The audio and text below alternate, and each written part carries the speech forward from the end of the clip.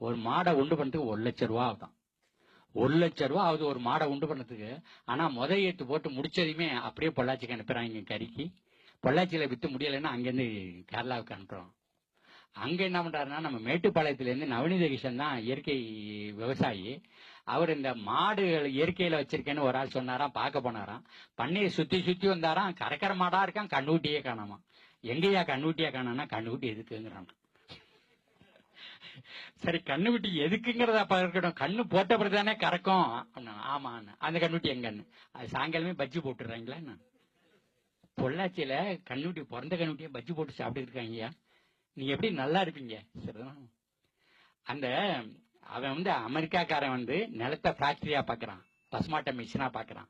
நம்ம நிலத்தையும் தாயா பாக்குறோம், பசுமாட்டையும் தாயா பாக்குறோம். நம்ம தாய் நமக்கு மட்டும் தான் புள்ள கொடுத்த பால் கொடுத்தா. ஆனா அந்த பசுமாடு தான் பிள்ளைக்கு மட்டும் இல்ல, நமக்கும் பால் கொடுத்தது, நம்ம பிள்ளைக்கும் பால் கொடுத்தது. அப்ப தாய்க்கு மேல. அதனாலதான் பசுமாட்டை தெய்வமான்னு நினைக்கிறாங்க.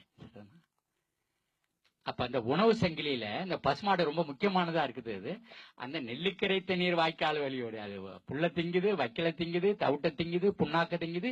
மனுஷனுக்கு வேண்டாங்கிறதெல்லாம் தின்னுட்டு, வேண்டாங்கிறதெல்லாம் தின்னுட்டு உனக்கு பாலை கொடுத்தது, நிலத்துக்கு எருவை கொடுத்தது, ஏர்ல போறதுக்கு மாட்டை கொடுத்தது, வண்டியில போறதுக்கு மாட்டை கொடுத்தது, புனையில சுத்தி வந்துச்சு, வருஷத்துக்கு ஒரு கண்ணி கூட்டி போடுச்சு. செத்த பிறகு மாமரத்தடியில போச்சுன்னா அது இந்த பக்கம் பழமா வந்துச்சு. இந்த பக்கம் வந்துக்கலாம்.